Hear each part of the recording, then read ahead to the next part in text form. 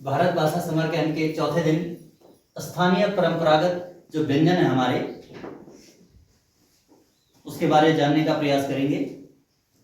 परंपरागत मीन्स जो सदियों से बनते आ रहे हैं, जो यहाँ के प्रसिद्ध व्यंजन हुआ करते थे। उसमें जैसे एक फाणू है, इसके लिए फाणू सुना आपने? नहीं सुना?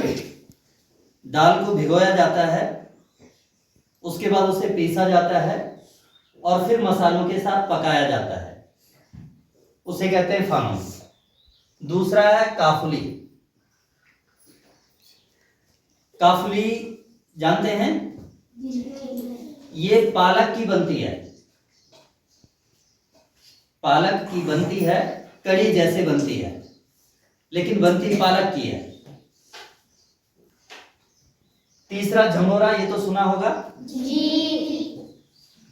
ये एक प्रकार के चावल के जैसे इसका उपयोग किया जाता है, बहुत बारीक दाने होते हैं और इसकी खीर भी बनाई जाती है जी।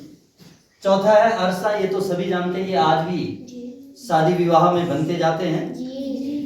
चावल को भिगाया जाता है, फिर उसको ओखली में कूटा जाता है, गुड़ को पकाया जाता है, तब उसको उसमें मिलाया जाता है और फिर तेल में इनको तलते हैं, अरसा।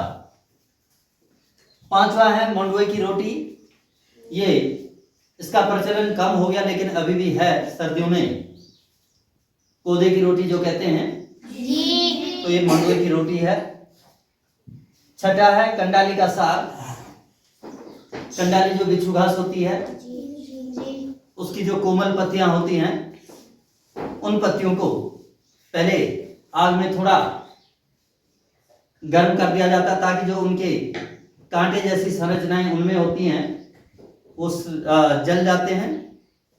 उनके अंदर का जो रस जो है, जो हमारे शरीर में जब हमारे हाथ पे लगता है तो फिर खुजली जैसी होती है, तो वही रस हमारे शरीर के अंदर जाता है, वो गर्म करने से निकल जाता है उससे, फिर उसकी जो है सब्जी जैसे बनाई जाती है, तो उसे कंडाली का साग कहते हैं। और फिर है गहत के पराठे। इसके लिए भी गहत को